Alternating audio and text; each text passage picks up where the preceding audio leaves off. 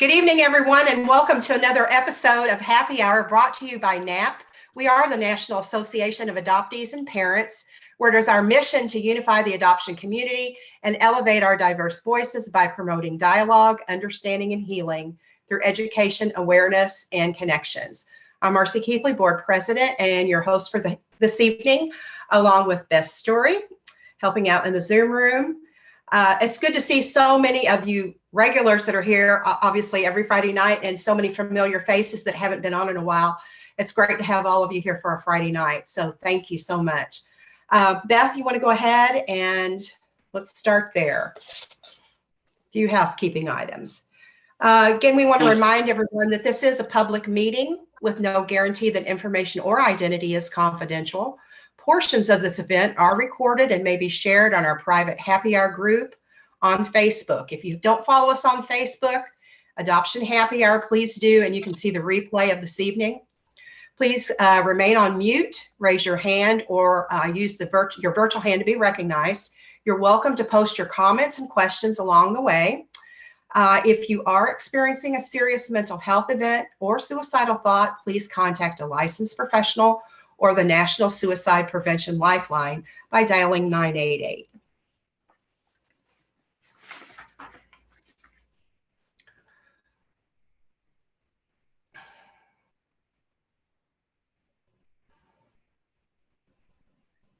Okay, reminding everyone once again of the upcoming summit in just 55 days, Untangling Our Roots in the beautiful city of Louisville, Kentucky, right across the river from where I'm at. Right to Know, joining NAAP. This is March 30th through April 1st, and those tickets are on sale right now at the low price. That will be the next slide. Okay. Okay. All right. I'll save it for that then. Okay. We want to talk about our entertainment. We have 2 fabulous nights of entertainment. Many of you will know Brian Stanton, who will be presenting his Ghost Kingdom on Friday night. He will also be there in person for the awesome after show.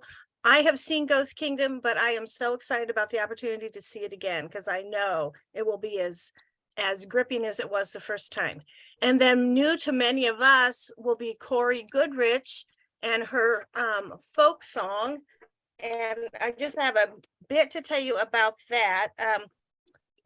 It's a musical memoir of love and longing, an emotional ballad of grief and forgiveness, an ode to self-discovery, and a heart-stirring look at the lengths to which a family will go to protect themselves and each other.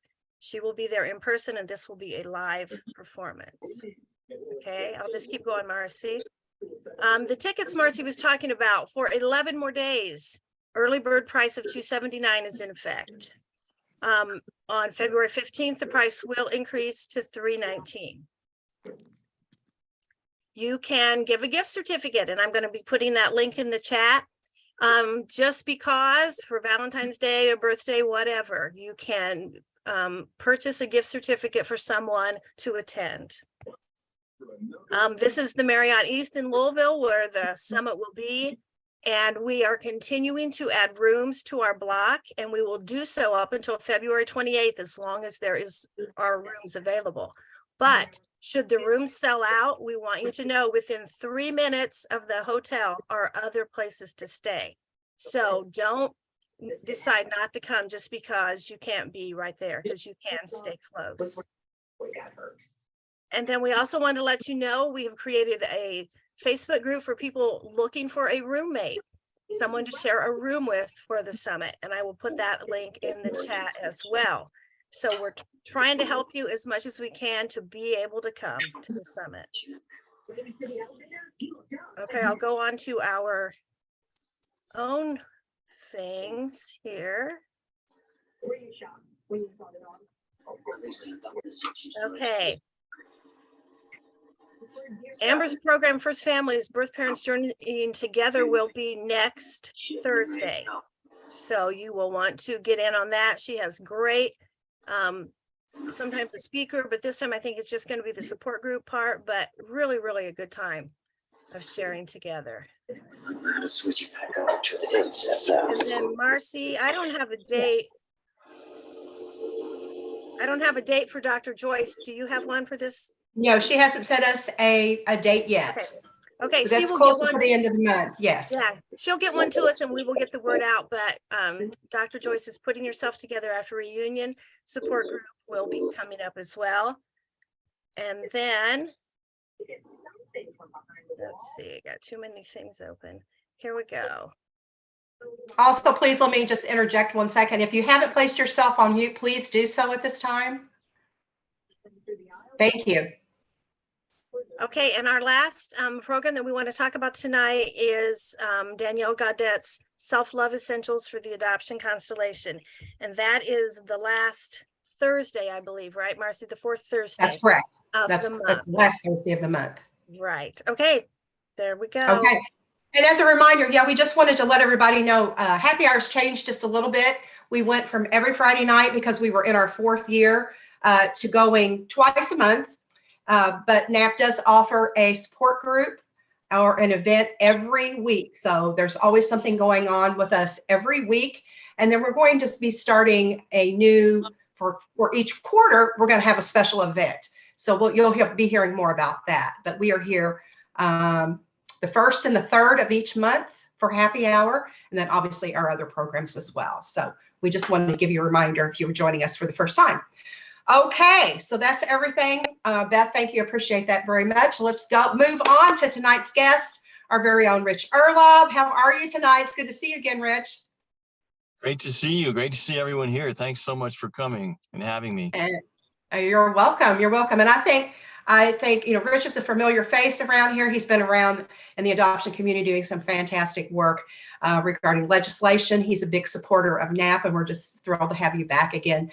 We just thought it would be nice to have Rich back on and talk about legislation, what went right in 2022, what didn't go right, what can you do, each of us individually, to support legislation in our own states and others, and talk about what's on the agenda for 2023. So with that, I'm going to turn it over to you, Rich. Thank you. Thank you so much. It's been a crazy year. I don't know how many of you are familiar with or have been to the website for the Coalition for Truth and Transparency in Adoption. But on that page, we have kind of a listing of events. It's called What's Happening at Courts, Conferences, and Capitals around the nation. And what's exciting to see is there's so much grassroots work happening that no one is really orchestrating things. There are just a lot of cool things popping up, and volunteers are getting involved and reaching out to legislators, and we offer resources to help. There are other individuals out there offering resources to help. And amazingly, during COVID, I think something like eight or nine bills involving records access on some level or another have passed, which is incredible because we expected a lot of things to just kind of shut down, or priority items like health issues to be on the minds of these legislators. But there's an incredible growing sense of momentum, which I think is really exciting. It's great to see people from states all over the place. And I guess the way I would want to start would be to take a little poll. You can answer, or maybe just take a couple of minutes to raise your hand and offer some comments about what brought you here tonight. What are you hoping to learn? What are you hoping to hear? Maybe you need some encouragement. Maybe you've got a lead on a legislator that you'd like some input on. Maybe it could be anything. So just real quick, what brought you here tonight in 5-10 words or less? Go. All right, can I start? Yes, thanks for posting that link, Beth. Also, have a look at our website. Actually, I mean, this is not a promotion for my book, but it's part of it. Richard, I wanted to make sure that I didn't miss anything, because the new edition of the book, I can't really change, and I was trying to keep up with everything that was going on. And I knew that you were here, and I thought, well, if anything has happened that I don't know about, you will know. So here I am. You have been so great on the work that you've done, even despite the criticism that you have received from people who shall be nameless, because I have always believed that the legislation, when you can't get the whole pie, you take what you can get. And the states, as you have proven, have then gone back to redo what they got wrong in the first place. And for this, you know, all of us in the adoption, in this part of adoption, owe you so much gratitude. And I am just kind of honored to know you. Oh, that's humbling. Thank you. You are Thank you, welcome, Lorraine. deserving. Okay, we've got some virtual hands up. So let's start with Lori and then we'll go to Randall. I come to be with people that understand me, to learn something new. So I'm hoping to learn today what you've done with legislation, what still needs to be done. So Good. Randall? Well, I would really like to see a list of all the different organizations we can get involved with that works with our state and federal legislature.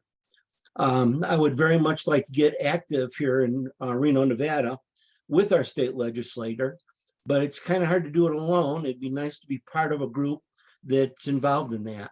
So I would really like to see a list out there if somebody could put one together. Thank you. Thanks, Randall. And Randall, do you know Rich? No, I Have don't. the two of you met? No, we have not. I've never talked to him until today. Well, here we go. Nice to There'll be meet a you. conversation. Rich will follow up with you, I'm sure. All right. Thanks, Well, Randall. thank you. Rosemary, you've got your hand up. You're on mute. There I go. Hi, I'm Rosemary Lee. I actually live in Alabama, but my son was born in Georgia, and Georgia is on tap this session to get OBCs, access to OBCs. We actually got our official bill and bill number this week, and that is it's going to be on the Senate side of the House, and we're just going to be working hard, and I need everybody's support. And if you can go online and sign up to be on Facebook and sign up to be contacted, it's the Georgia Alliance for Adoptee Rights. You can sign on and get notifications of where we are in the process. But the session ends March the 30th. So between now and March the 30th, we're going full court press. So we'll see how it goes. That's exciting. I like the acronym GAR. GAR. Thanks, Rosemary. Thank you. Okay, and then I know we've got some comments in the chat room. Let's see. Oh, Paquita, you just joined us. Hey. Hanging out to hear Rich, and it's cold in Virginia. Good to have you with us tonight. Paul Kimball in California. Hello. Yeah. I put on there that we have a state senator interested. Send her a lot of information. She terms out at the end of 2023. So I'm going to go to one of her open meetings at the end of the month. Been trying, you only get so far, but the more people that want to write to her, and I put the contact information with that Susan Eggman. Great. Just to do that. And thank you, Rich, for doing this. Rich and I have spoken for hours on the phone. Yeah, Paul, I have a couple of updates for you. So we'll follow up offline after this. Perfect. Can I just add that I will be as active as I can doing writing and phone calling and putting it on the Facebook, on my page and my blog. I mean, I was pretty involved in Louisiana. And so anybody who is here working on legislation and wants a birth mother who isn't from that state, because we finally succeeded in New York, but I do have, I do come with some other people, and I can write pretty good letters. And I've heard from a lot of legislators after the bills have passed that my voice was effective. So please never hesitate to contact me or anybody else that you know who is looking for help from my perspective in any state, in anywhere. And I'm going back on mute. Yeah, one of the things, and this may be a good place to start off, is philosophically, there are a lot of different viewpoints, a lot of different approaches. Should it be all or nothing? Should it be incremental? Should it be pieces of the pie? Are you a horrible adoptee if you don't think a certain way? And one of the things that I want to talk a little about here and sort of tease as something we're going to follow up in our workshop at the upcoming conference. I did, by the way, Marcie, you'll be proud of me. I did reserve a room, and looked like there were 2 left. So I got one of them at the hotel. But I am 100% in favor of elevating adoptee voices, because in so many ways, this is about us. At the same time, I'm hearing a lot of things out there in adoption land on social media. And I have to say it, I don't want to be overly blunt, but I just have to say this intersectional thinking is running amok, and it's really not good for our talking points. What I mean by that is that I'm all for elevating adoptee voices, but when you're approaching legislators, the idea that adoptee voices are the only ones that matter and the only valid leaders of this movement should only be adoptees is a big strategic mistake. And people like Lorraine, people like Carol Schaefer, people like Kathy Adderhold here in Colorado, a number of, and of course our moms there in Indiana, have been so instrumental in debunking a lot of our opponents. And whenever we testify before committees, we lead off with our moms, because when they tell their stories and they say, I was never promised anonymity, the only thing I was promised was I'd never see my baby again. That puts a lot of things to bed right at the beginning.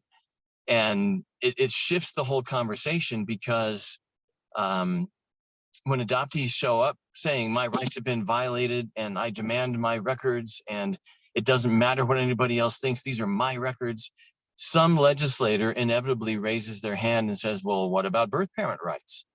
Well, didn't you have a good family? Don't you love your adoptive family? What's wrong with you, you selfish little bastard, right? And they may not use those exact words, but that's kind of the implication. And all of a sudden, when that happens, you've created an adversarial assumption on the part of legislators where they think they have to protect these other people and their interests from the adoptees. And the very thing we're trying to avoid, the very compromises we're trying to avoid in these bills, that's you're off to the races when you have legislators assuming that we're all at odds in this community. Does that make sense? And so once the bill passes, call it whatever you want. But that's one of the reasons why we formed the Coalition for Truth and Transparency in Adoption. We're not elevating anybody's voice over anybody else's. Of course, this is about our adoptees' records. Side note, some of you have heard me say this, but technically, I had a state attorney years ago walk up to me after I had testified using a lot of adoptee rights language. And she said, you know, I'm totally in support of what you're doing. I love your perspective. I want to help you any way I can, but you have to change your talking points. And I said, what do you mean? She said, well, when you start calling it your birth certificate, you're in front of the Senate Judiciary Committee. These people are all lawyers, and they all know that this birth certificate technically belongs to the state. It doesn't belong to you. It's a creation of the state for purposes of the state. And, you know, that set me back about 5 years to hear that, because it's not what we want to hear, right? But it's true. And technically the state can do whatever it wants with that birth certificate, just so it treats us all reasonably within society. And the fact that you get an amended birth certificate allows you to function in society, just like other people who have their original birth certificates. The name on it can change. But when you start taking this perspective, okay, how do legislators think? How do we need to strategize to scratch all their itches and deal with their objections up front? That makes a huge difference. Now, let me qualify that by saying there have been some very successful movements that were done using adoptee rights, equal rights, civil rights talking points. If you can sell that point to both the D's and the R's in your state and get a great vote, more power to you. The legal realities are that that's not true. Every major federally aimed court ruling or higher court ruling that has come out has said this is not an absolute right. It is a procedural right. It's not a civil right, never going to be a civil right. I hate to say it. I would love it if it was going to be a civil right, but there's really only 3 ways you make a civil right. Who knows what they are? This is quiz time. What are the 3 ways that you create a civil right? Because rights are not self-evident. Who can name one? You can put it in the chat or raise your hand. Quiz time, activists.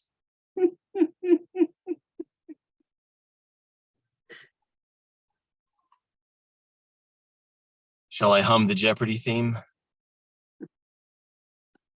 Okay, so first way that you create a civil right is if you win a Supreme Court ruling, right? And what are the odds of that ever happening on this issue? I hear the laughter. Zero. Federal courts won't even hear the issue because they say it's a state by state issue. And all the federal courts that we've tried to appeal to for the last 40, 50 years have said this is a state by state issue. We refer it back to the states. And so and I've challenged people who say this is a civil right. I'm going, win the case. Where's your argument? Get some federal court to grant cert to hear this case because nobody has, and you would have to overturn 40 years of case law to do it. So check that one off the list. What's the second way that you can create a civil right?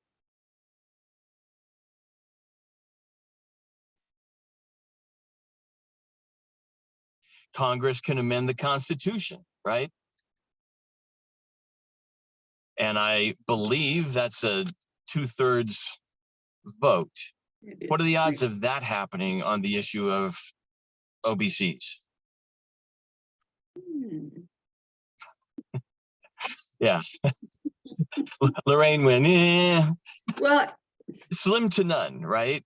well, Well, wait, one more. Well, you know, as more and more states pass as we get more legislation, I don't think it's unreasonable. If we reach a tipping point, it could happen. I mean, look at Louisiana. I mean, look at there are states that have done this that are in the South. And so it's not like the Supreme Court ruling, especially with this court. It is possible, possibly in your lifetime, maybe not in mine, but I think that could happen.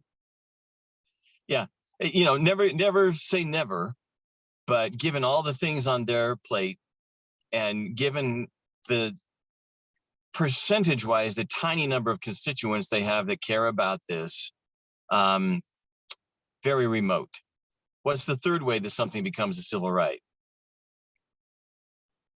The states all band together to amend the Constitution. And again, you've got to have a huge majority in that way. And what are the odds of getting all the state legislatures together to amend the Constitution? Has it ever happened in history on any issue? No. So what that leaves us with, and I'm going to talk about some of what happened this year and what's coming up in this next year, but what that leaves us with is the reality that what courts have said, and this is so cool, what courts have said is it's a procedural right.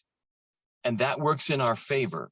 And some of you heard me say this, and my apologies if it's repetitive, but some of you are new here, and it's huge for our talking points, the way that we approach this.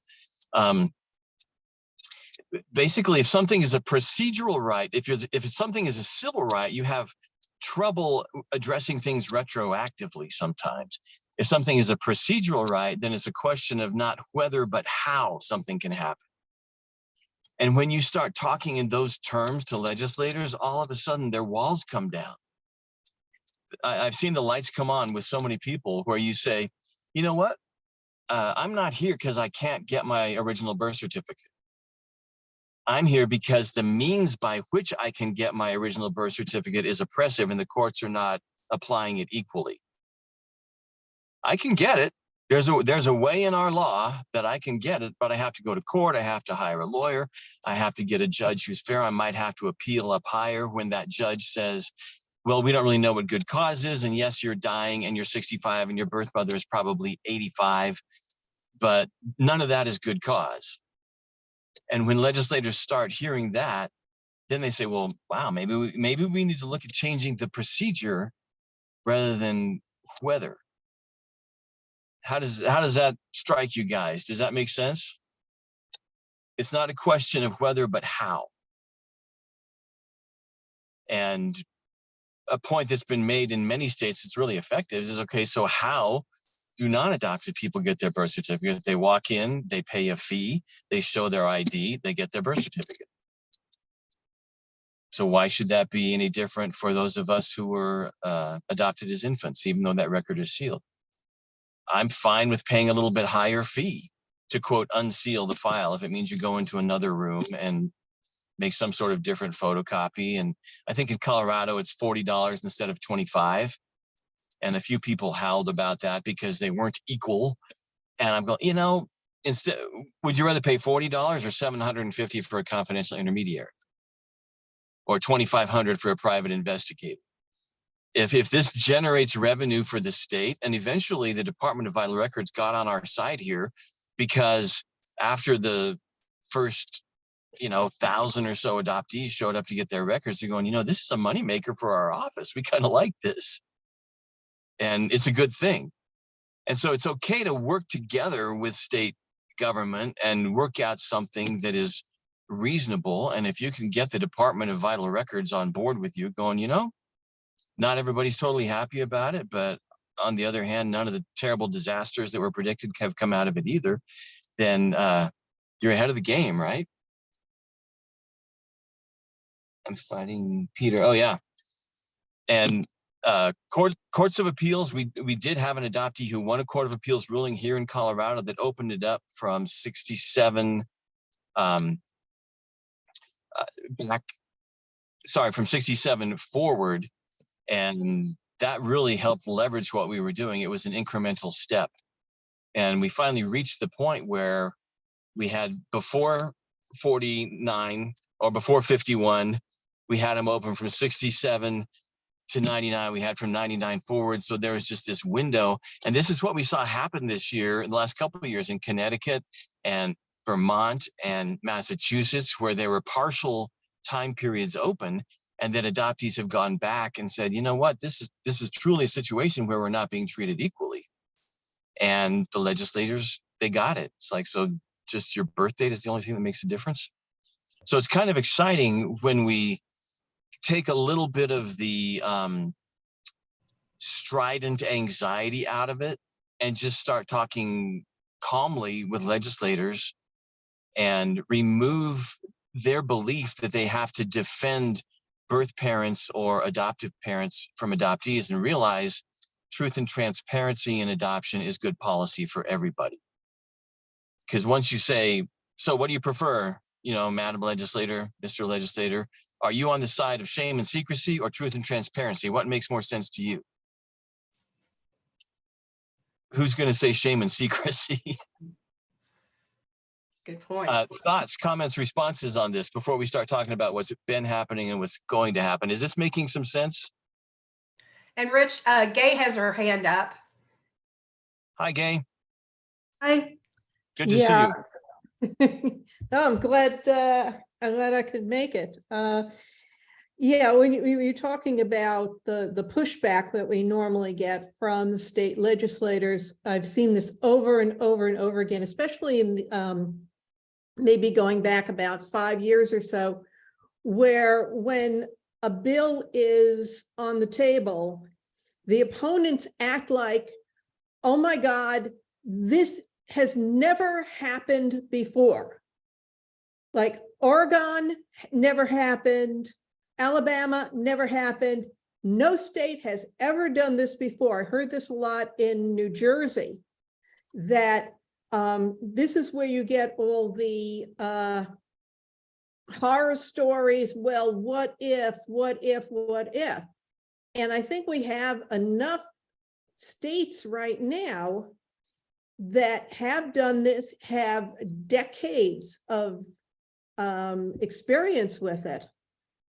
And we really, need to have at least one talking point that says, this is not new. This has been done in other states, in, X number of states.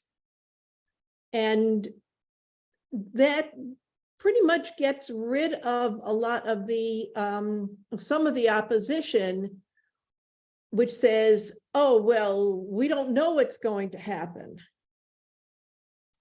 Because we know, we know, we've done this. Yeah, and this is, you have to stay.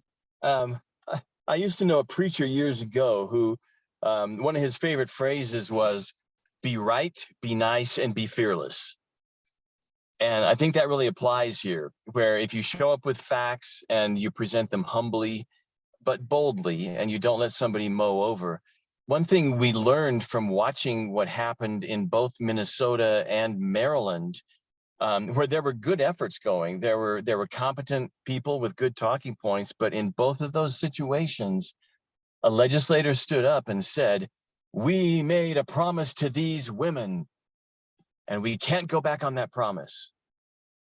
And I wasn't behind the scenes on either one of those, but the bills went, one didn't go to a vote because they knew that they didn't have the votes in committee, and the other one went down in flames on the floor, which was both painful and really damaging to the cause, because someone had not gotten to that legislator, someone had not addressed that talking point about whether or not a promise had ever really been made.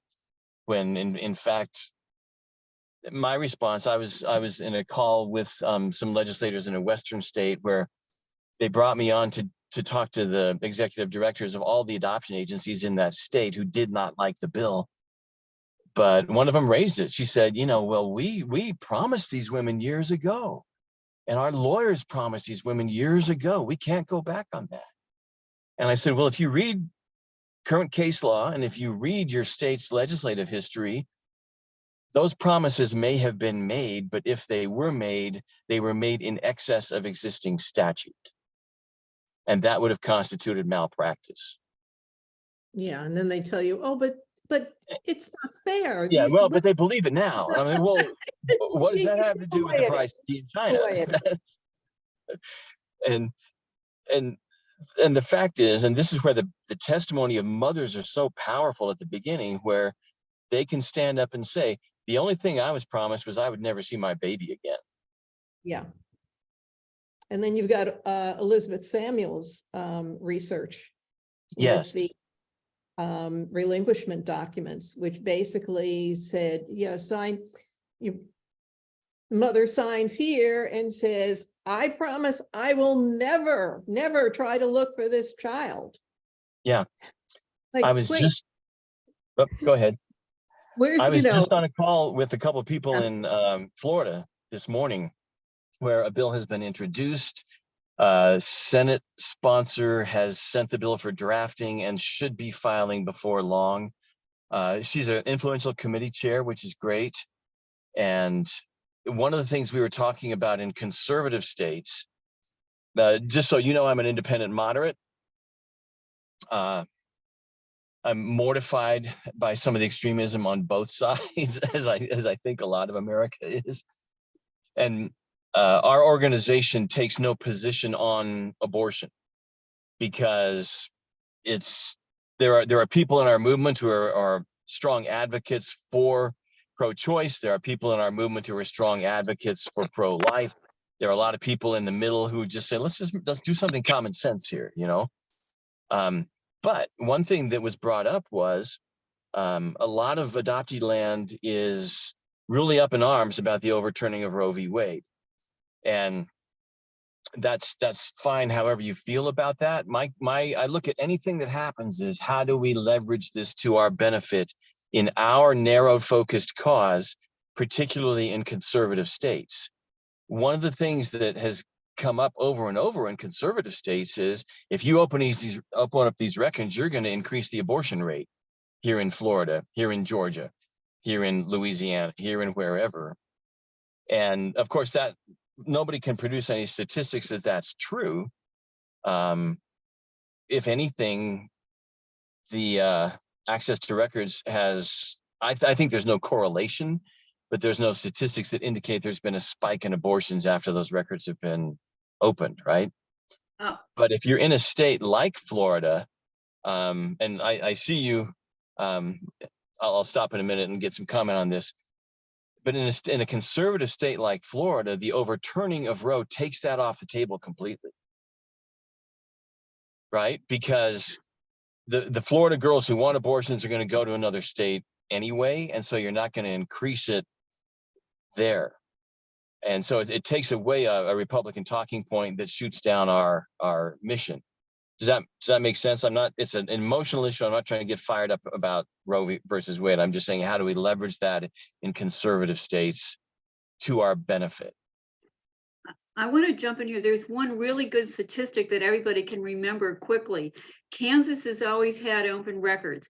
Before, like a long time ago, I don't know, I mean, decades ago, Nebraska had more abortions than Kansas did. Right off the bat, that blows a hole into that argument about sealed records or not sealed records. And it's a kind of an easy thing to remember. I mean, there are more statistics, yes, that they can't show what they're saying, but the legislators don't know that. And one other thing, and then I will shut up completely, is that I feel that most legislators today don't even really argue that adoptees don't have the rights for their records. It's always about the birth mother who's going to drive her car into the river. And I actually heard it in one of the states, the one where Louis Sandro was the adoptive father who was behind. Do you remember what state that is, Rich? Drawing a blank. Yeah. Okay, Lou Alessandro is one of the northeastern states. Anyway, there was a legislator there that actually got a letter from an anonymous birth mother that said, you know, I'm going to drive my car into the river. So it was something that, you know, I think that legislators do not have to be convinced that adoptees should have the right. It does come down to what about the promise, and you have to keep hammering at them that there was no promise, and B, it is not an equal right if you are because if you tell you, the adoptee, that the birth mother has the right to have the veto to stop this legislation, it is completely unequal. It is, you have to then start comparing it to slavery legislation. You were never going to, what about the slave owners? You know, they were promised that they would have these slaves forever. You have to be careful talking about slavery because it makes people crazy, but philosophically, it is on a par with that. That's a backroom comment, not a public testimony comment. Right. I am very careful with talking about it, but you see it. And it was an argument made by with Florence's group, with Elma in the legislation that didn't go anywhere, but it's worded in such a way that it really just gets to the nut of not what was promised, but where it is not an equal right, because there's no other law that has so much agency over an individual for their entire life as this one does when you were never asked about it. Do you want to know who your ancestors are or not? Well, we, the state, make a decision. So it's completely, you know, okay. And this is where we have one of the things we also have said here with great success, because initially you're looking for hooks to get your legislator to listen. You're looking for things that they haven't thought about or an angle that they haven't really considered. And one of the things that I try to say consistently is, no matter what you think about the system, no matter what you think about the nuns or the social workers or whoever who separated you from your mother, if you come in with a balanced view, one of the things I said is, you know, most of these laws were enacted by people who were well-intentioned but short-sighted. And I think that's true. You know, given the culture of the times, I don't think anybody sat down to say, okay, how can we create more attachment disorders and suicides among adoptees? I don't think that was anybody's intent. And they were in a world where they had orphanages and children's homes, and they really were trying to get people into stable, loving families. And I give them credit for that. They didn't know what we know about genetics. They didn't know what we know about brain trauma and separation. There was a lot they didn't know, and we just have to kind of forgive them and give them a pass. But when you open the door with something like that, and you say, now, what they weren't thinking about is what happens when the baby grows up. What happens when they need to know they're not about to marry their sister? What happens when maybe somebody does need a kidney, either the adoptee or somebody in the birth family? And why this culture of shame and secrecy, especially now with our world of DNA. And in our phone conversation this morning about Florida, there's a whole new crop of Florida legislators coming in that are ours. And they're going, so what's the issue here? Why would someone oppose this? This doesn't make any sense. And we're seeing that in Wisconsin as well. Bill's been introduced in Wisconsin. And funny story about that later.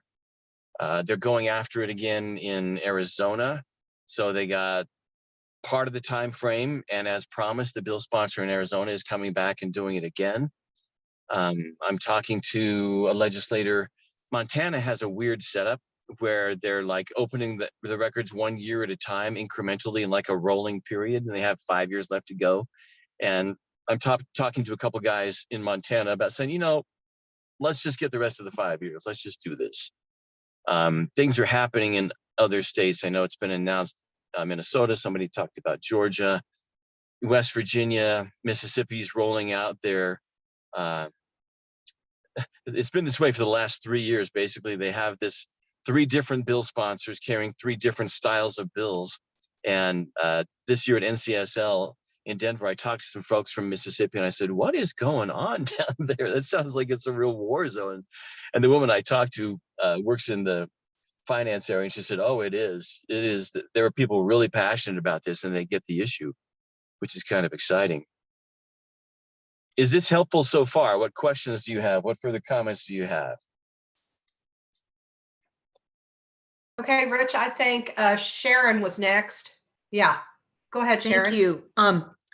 Yeah, I'm in Minnesota, and so I went through the sad experience of having our bill not, go forward. And I'm both a psychologist and an adoptee. I was adopted in 1959. Anyway, I was adopted through Children's Home Society of Minnesota, and Greg Luce got me to get my entire unredacted file from the Children's Home Society of Minnesota. And you know what?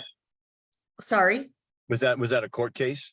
Yes, I went, Nice. I've had 2 court cases so far. I've spent thousands of dollars. I got every single piece of paper in the last time. And he filed a court case for it. Guess what they said? There was so I had, in 2008, I had gotten both my birth mother, my birth father, my adopted mother, and my adopted father to all sign a statement saying, we don't care anymore. She can have her records. Let's help her, feel better about her story, and let's get her all this information. They all 4. Well, the Children's Home Society of Minnesota didn't believe that they weren't manipulated by me. So there's all these pages of an attorney talking about, well, we don't know if this adoptee manipulated all these people into signing a statement saying that she wanted her file. And they said, we don't trust that, so now I got all those papers. So the belief in Minnesota is still protect the adopted parents, protect the birth parents. The Yeah, adoptee is last in this yeah. equation. We are not, our experience and the need to, like, I just want to know, why did my parents adopt me when they acted like they didn't even like me very much? Why did my birth parents give me up? I wanted to find out the truth. Sure. And so I gathered what I could, but the Children's Home Society is still, I mean, I was just appalled that they and there were pages of notes of them doubting the reality of these signed affidavits. That is so powerful. And I know probably because it was on Zoom, they limited the number of people who could testify in committee last time around, right? But that would be something to make copies of and distribute to committee members to look at, to say, this was the mindset at the time. I had something similar where I found my birth parents had died before I could find them. I got copies of their death certificates. I got a court order, and I went to Vital Records, and the woman at Vital Records acted like they were her records. She said, well, this never happens. How did you get this? I'm calling the court right now. This can't be right. And she said, there's no seal on this. And I turned it over and I go, here's the court seal. And she called over because she thought I had forged the document. And the level of investment in the shame and secrecy is something that when we expose it, it's really powerful. And the legislators going, oh, this is what they're talking about. This is not just a bunch of whiny people who have an idle curiosity that they don't have anything better to do than to invest their time in this. So that can be really powerful stuff for testimony, and maybe put together a little packet for them to read. Because what a silly question. Signed affidavits with your parents' signatures, and what did you hypnotize them? Did you drug them? That I manipulated them, and oh, there's all this information about their infertility, and they're going to be so ashamed of it, and do they even know that that's coming out? And well, I mean, I had a good relationship with my adopted parents. That they were like, well, whatever secrets are there, if it'll help you feel better, we want you to feel better. Yeah. But one important distinction, and the fact that you got your whole file is so powerful, and it's something I see more hands, and we're going to get to you as many as possible. It's something that we did here in Colorado, not knowing how smart it was at the beginning. We just sort of fell into it. We got the agencies in the room with us, and we negotiated a legal definition of adoption records that they felt sufficiently protected birth parents, and we felt would give us more than just the original birth certificate. And that's why Colorado is one of the states where you can get the original birth certificate, the amended birth certificate, both adoption decrees. You can get the petition to relinquish that the birth mother signed. You can get the final order of relinquishment from the court. You cannot get pre-relinquishment or post-relinquishment counseling records, because those are considered private to the mother. And once we worked through that and we got a good legal definition, that gave us a chance to cross-reference what was on the original birth certificate against what was on these other documents, because people have found false names on original birth certificates, right? And so building that in way back in 1999 and 2000 really served us well down the road. Now, I'll talk to legislators. There's a legislator I've talked to in Kentucky, and I said, how comfortable are you? Where do you think your people are at? Are you comfortable with the broader definition of adoption records as opposed to just the OBC? And she said, this is going to be hard enough in Kentucky. Let's start with the OBC and try to expand it. So you have to kind of be realistic about it, but it's a thought. And it takes away, again, some of that privacy stuff. It's like,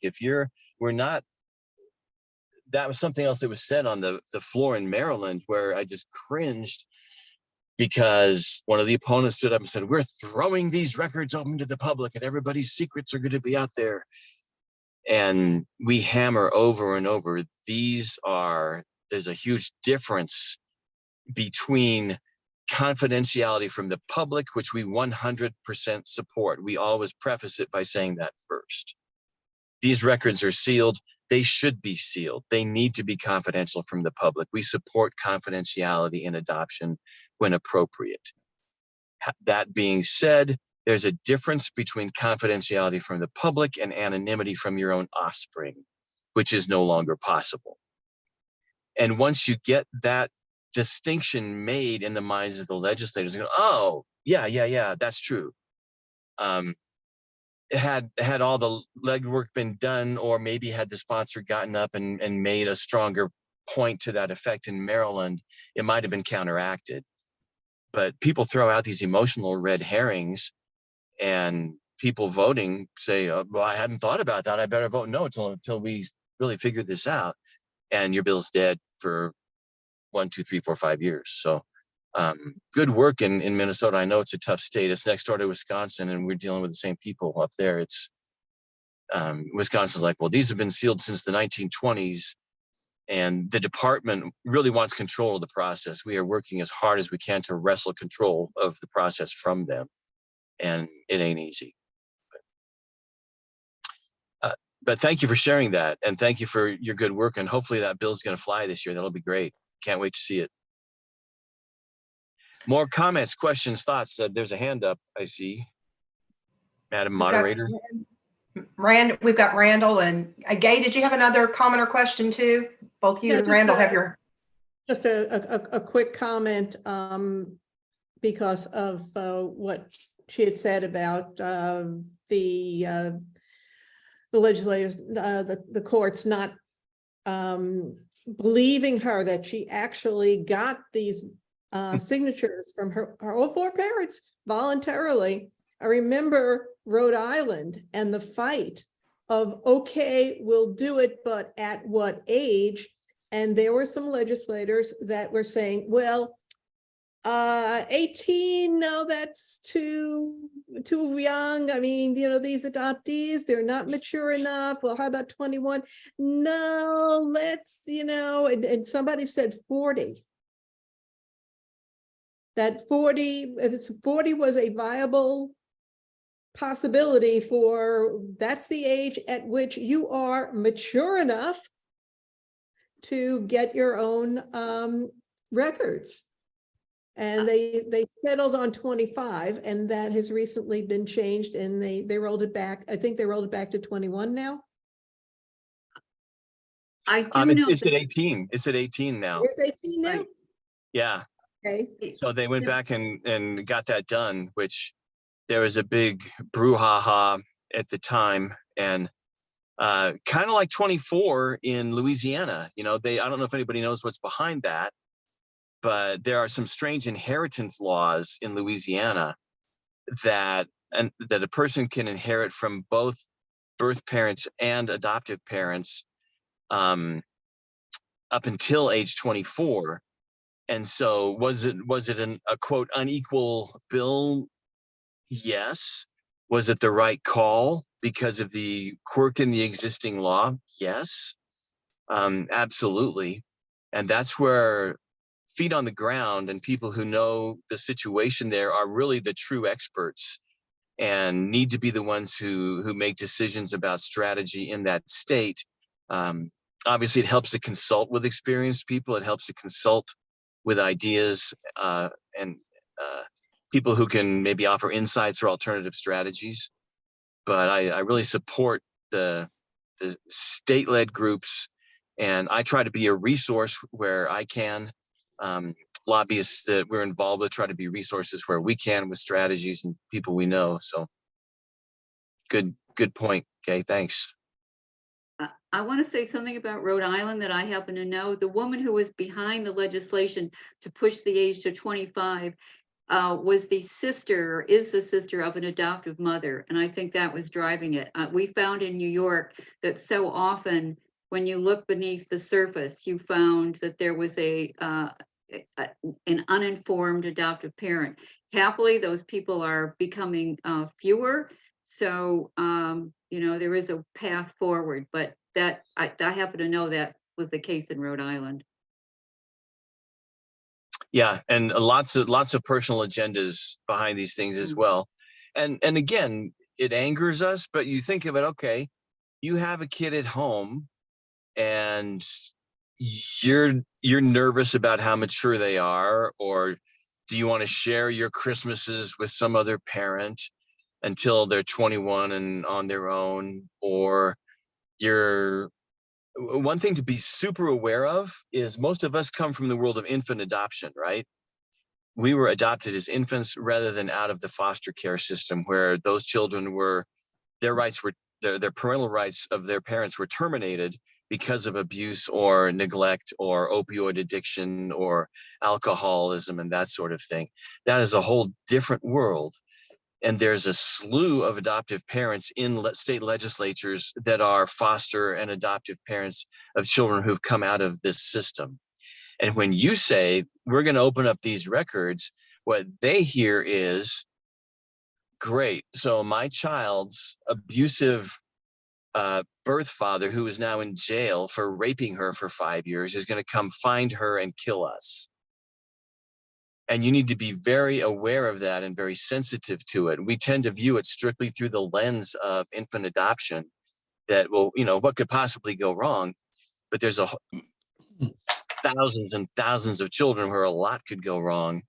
And this is where the language is so important, where we talk about adult adoptee. This is about adult adoptee access to records. This isn't, we're not throwing these records open to minors. There's discussion about that. If you want to take that on, go for it. I'm not going to play.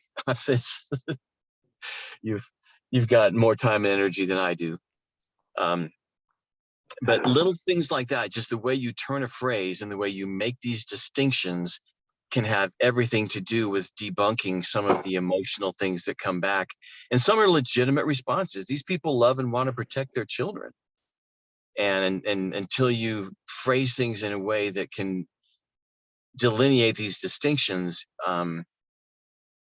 you can create problems for yourself by saying something that you know what you mean, but they don't know what you mean.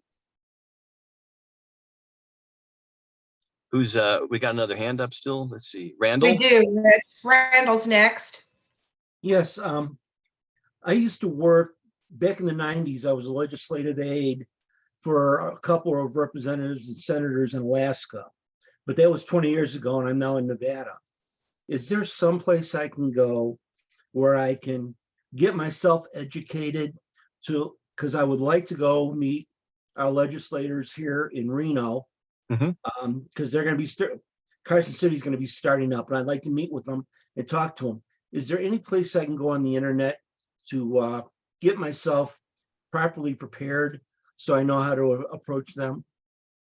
Yeah, the link that Beth put up to the Coalition for Truth and Transparency in Adoption is a great place to start. There's a lot of great resources out there. Okay. We've put that together with specific talking points where we go through, there's a ton of resources. We go through core talking points. We go through objections that are commonly raised. We have links to studies about the effects of opening records in states that it's happened. We have links to studies of birth mothers where they were surveyed about what they were and were not promised. Really powerful.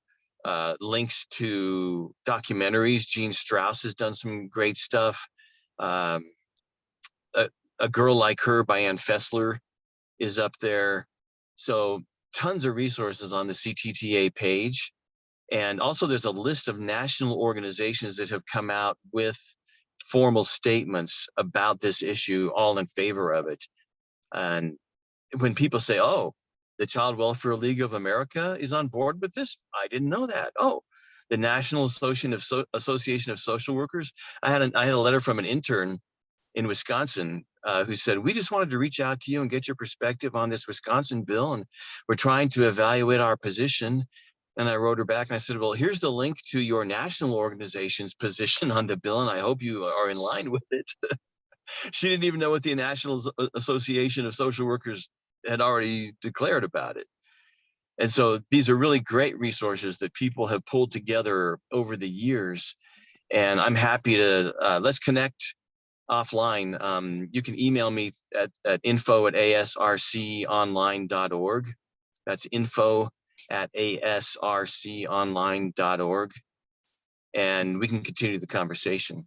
All right, thank you, sir, because I would really like to talk to our local legislators here and start getting them to think a different way and at least consider Yeah. the option.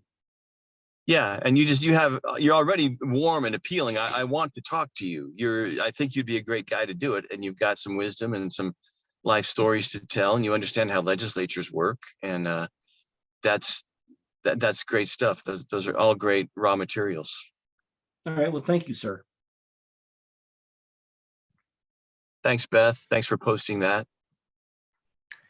Is there anybody else that would like to raise their virtual hand and ask Rich a question or a comment? Anybody that's made a comment that would like to chat about it? Please take yourselves off mute. While you're unmuting, I have more stuff to talk about. How much time do we have, Marcie?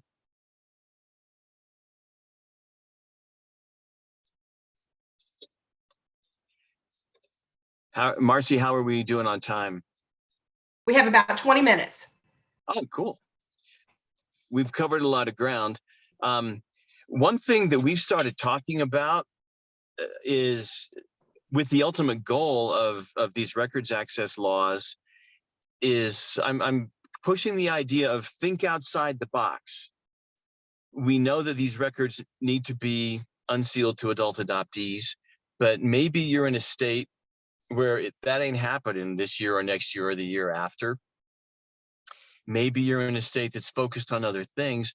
How can you work yourself in to be known at the legislature and become the adoption subject matter expert at your state legislature, maybe on a related idea? Other issues are happening and going on, and we're seeing bills coming up, which is kind of interesting.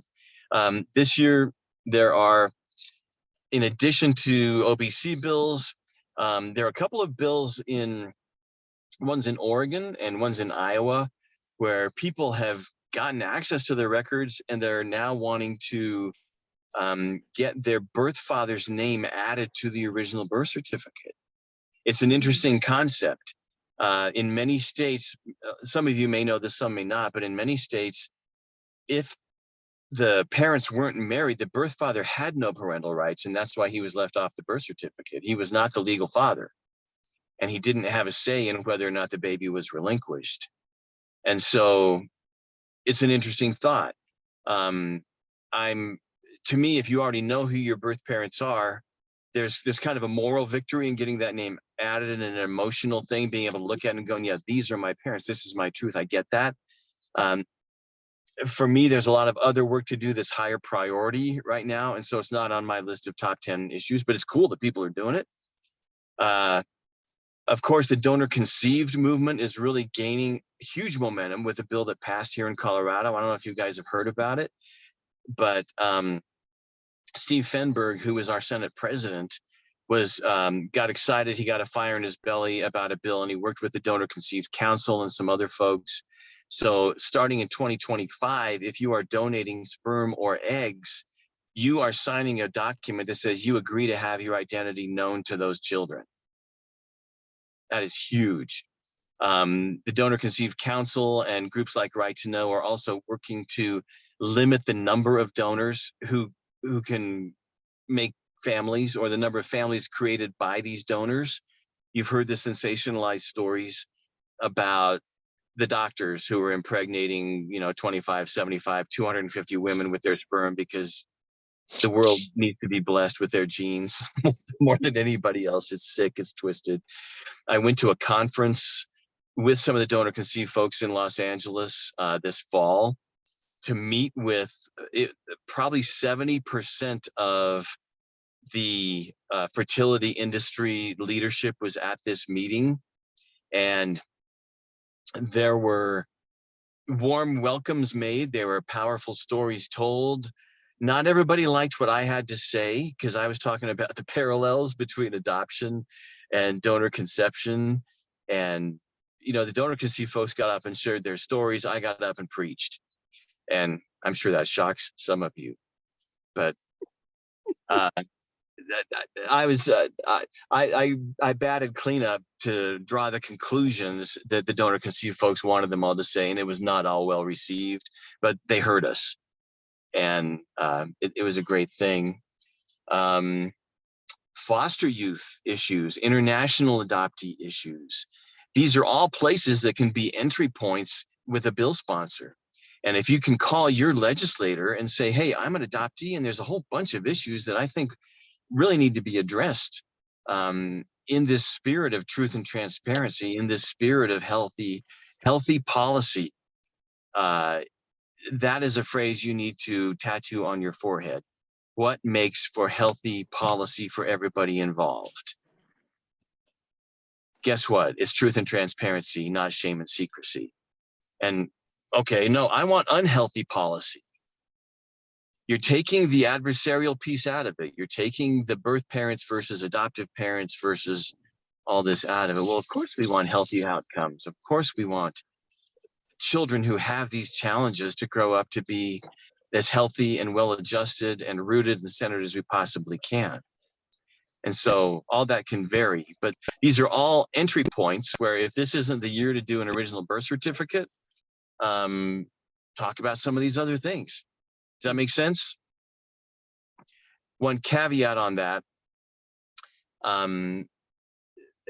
and kind of circling back to this intersectional thinking in the world of adoptee advocacy. I know there's some people who are really high on it. I am not one of them. Again, because we're trying to be bipartisan, nonpartisan, and as soon as you say the word intersectional, you've lost all the Republican votes in your state. You may not need the Republican votes, but guess what? Most of the states where we still need to get this legislation done are controlled by guess who? The Republicans. And if they go to your website and they say, and they see things standing, we stand in solidarity with groups X, Y, Z, they go, well, these people are all Democrats and whatever they're pushing, we don't want it. We had a couple of adoptees in Florida who were trying to talk to their legislators and say, well, hey, New York just passed this bill for adoptees to get their birth certificates. And a number of legislators said, well, if New York did it, we don't want to do it here. Just because it was New York. and so that's where we're approaching it on the merits of the content of the policy, the merits of the content of truth and transparency, rather than anything that looks partisan. That you want to nullify anything that's going to get you a no vote, which means if you're advocating for this issue, you have no public opinion on anything else right now. You can have all the personal opinions you want. You can go join other groups and advocate in those other groups, but mixing it all together is a massive, massive strategic blunder. And we've seen it over and over in Colorado. It's borne out in other states. Does that make sense? This is hard enough without having to blend it in with all the other incredible issues, you know. Get adoptees the records and save the whales. No, let the Sierra Club save the whales. We got to do our thing. Okay, Rich, you ready for some more questions and comments? Yeah. Okay, we've got Lee and then Peter. Hey, Rich. Lee, good to see you. Yeah. So, yeah, you mentioned about, that we kind of take this perspective of the, the infant adoptee. And the thing is that, though, that, a lot of the laws are one size fits all adoption. So when you start talking, about, foster kids who know who their biological parents are, or children who are being adopted because a divorce broke up, and now they're going to get adopted by their step parents and things like that. And, and they're 10, they're 12, they know who their biological, but guess what happens? They get an amended birth certificate, their originals are sealed. Infant adoptees aren't even the majority, and sealed records make 0 sense for the majority of adoptees. That's right. That's a great point.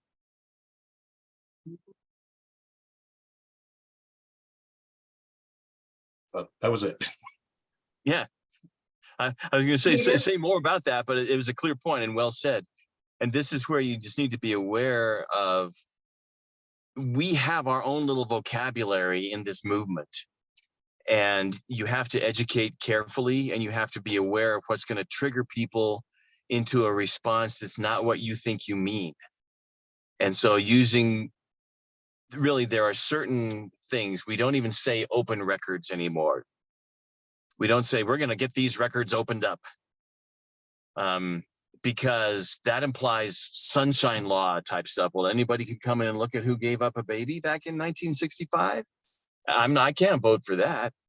Mhm. This is not an open records law. This is a truth and transparency law with access for certain limited parties. And that diffuses a lot of emotion. Peter, give us your Australian wisdom. Hey, mate, I just want to pick up on your about the adding the birth or the adding father to the ABC. That's exactly what I'm doing in that administrative tribunal or court that I spoke about in the chat. Yeah, as a lot of people know here, I'm just coming up to 6 years since finding out at the age 59. And from about the 6-week period when I was sure I knew who my father was, I wanted him on my birth certificate and thought I had the right to have that there. So for 5.5 years, I've had 5 applications to have that done, and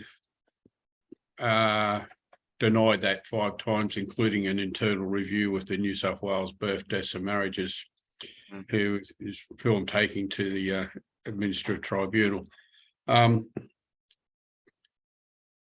Yeah, so it's, I know a lot of people might be aware that we have in our legislation here the ability to have the adoption discharged, or in other words, I guess an annulment. An annulment, yeah. And there's lots of taking that. In my state, it has to go to the Supreme Court, but in that process, a lot of time there's arguments over, getting the father put on the birth certificate. And my hope is that a lot of people can't. I could go to the Supreme Court. I've got no problem. I could do that. But for the vast majority of adoptees, they can't do that. If I could get this through, it makes that process easier to put that father on the birth certificate where he belongs. Mm-hmm. And we get what we're trying to get here is a no fault, no fee adoption discharge, much like we have no fault divorces here, which we settled that argument in 1975. And I use that argument when I'm advocating and doing submissions to inquiries and whatnot, that that's one less thing they have to worry about. If they can, there's an easy process to get their father on the original birth certificate, and if they want to discharge, then that's one less thing they have to worry about. It doesn't take a court case to do that. And you're in a situation where, excuse me for interrupting, you're in a situation where you already have access to original records for adult adoptees, right?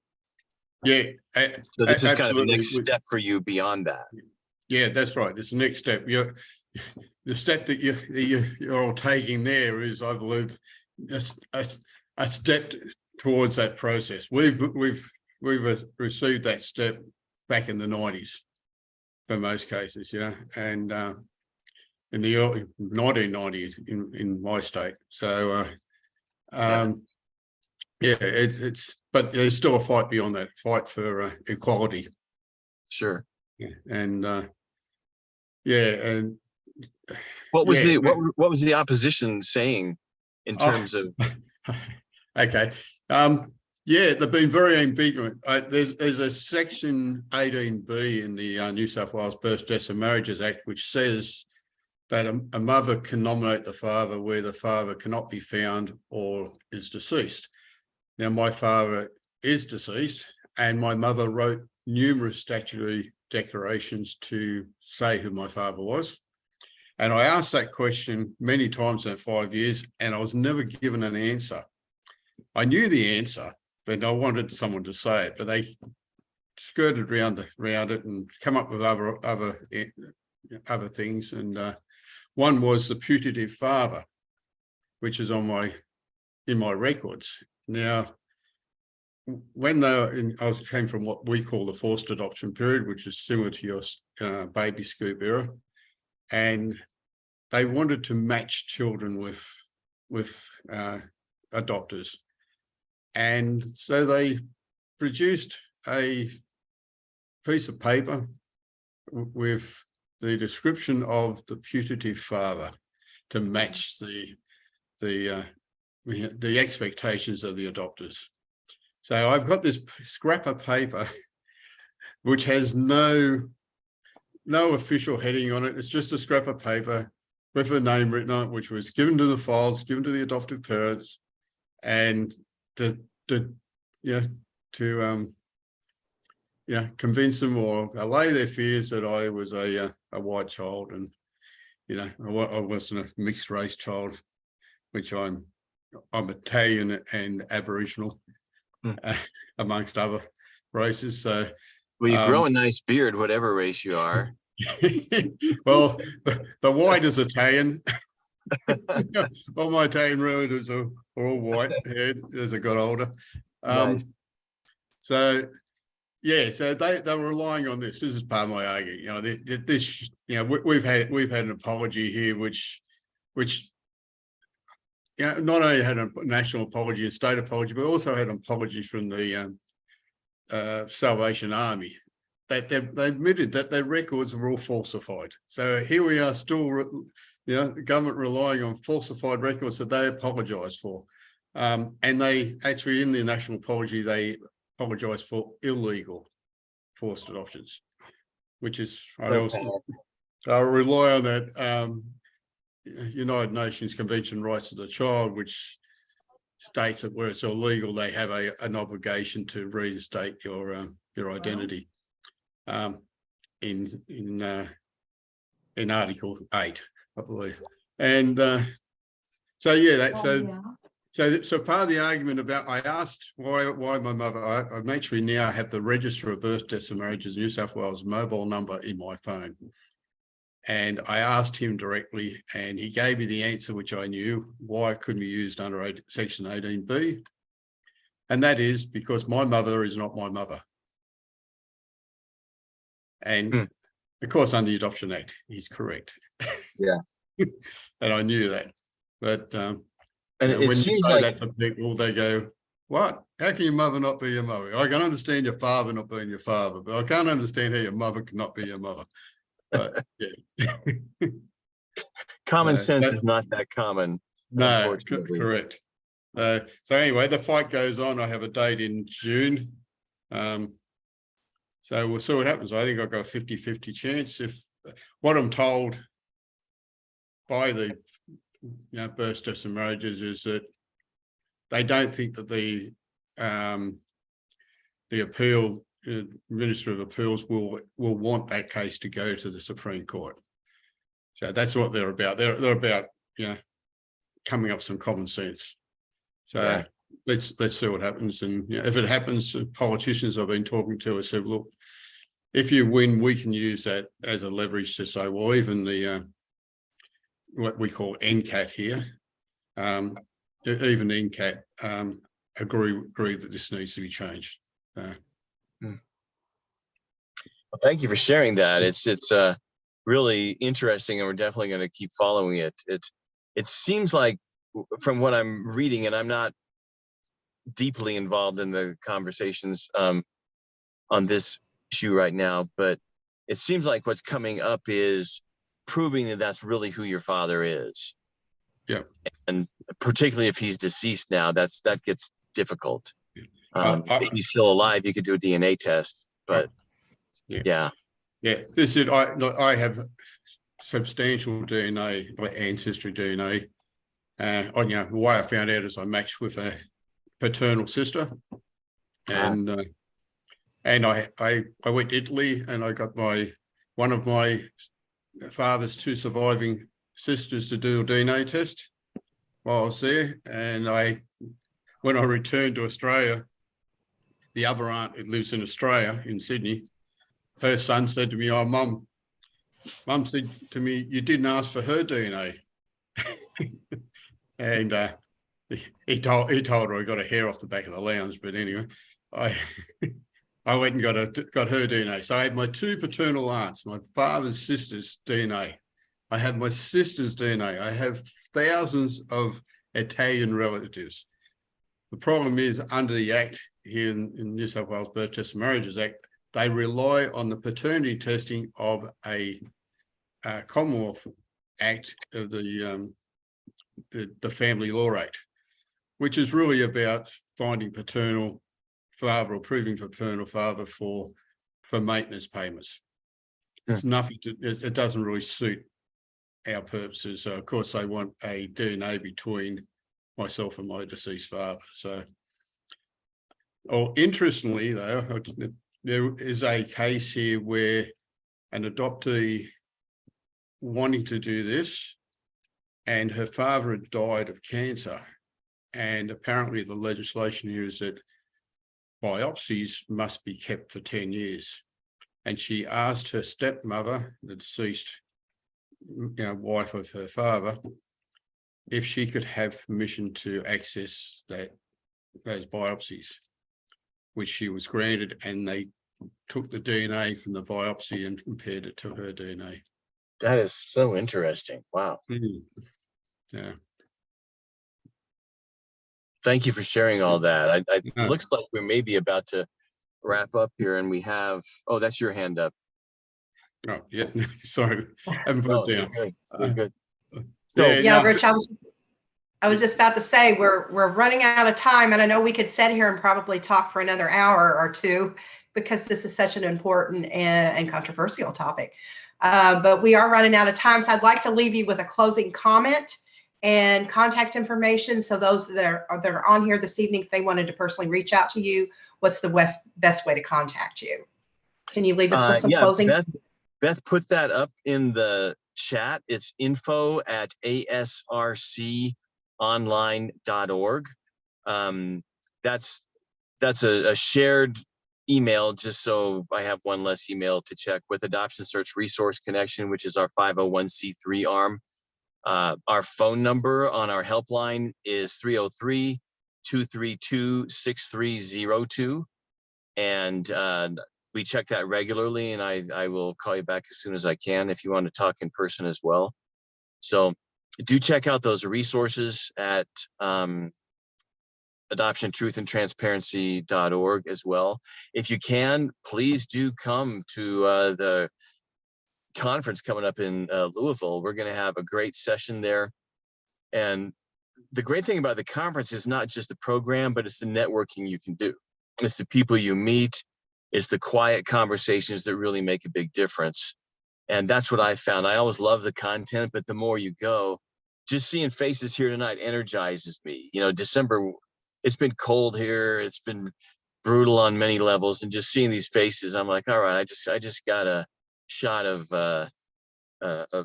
good feelings and energy just from seeing you guys here. So that's really what keeps me going, for sure.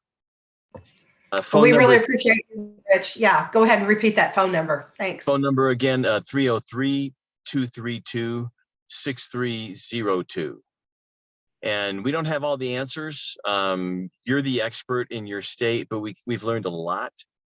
You might have read in the bio here in Colorado since 1914, when I first started working on it, since 2014.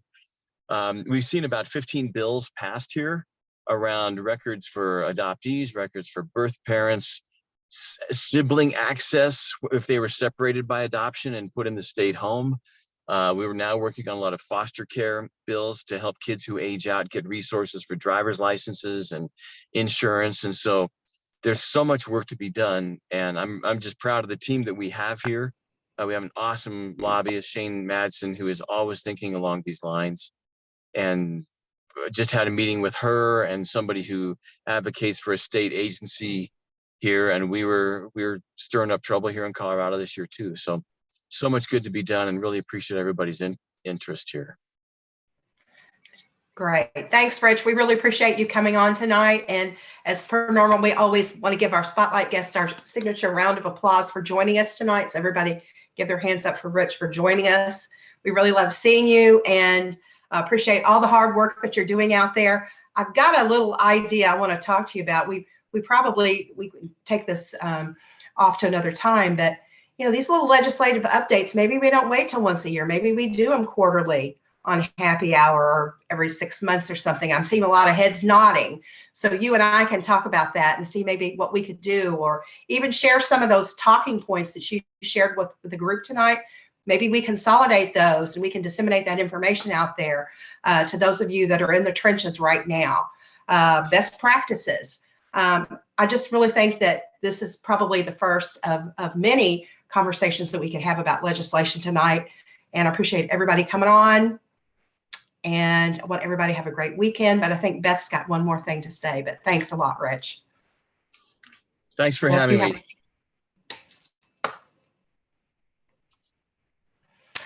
Okay, on the February 17th, we have Beth Siverson that will be joining us she has a podcast called Unraveling Adoption. And we're going to learn more about her and the work that she does. So you want to mark your calendars for February the 17th for our next happy hour. And I believe, the registration is already out there. So feel free to join. And with that, that's all I have from us here at NAAP. Again, everybody stay warm and safe out there until we see you again. Rich, blessings. Good to see so many of you, my friends, internationally, and especially the West Coast. We've got a lot from the West Coast. Chris and Paul and Marina. Oh, there's so many of you. I can't even name you all. But we appreciate all of your support. Everybody have a good weekend. Thanks for hosting. This means so much. You're welcome, Rich. Thanks, Rich.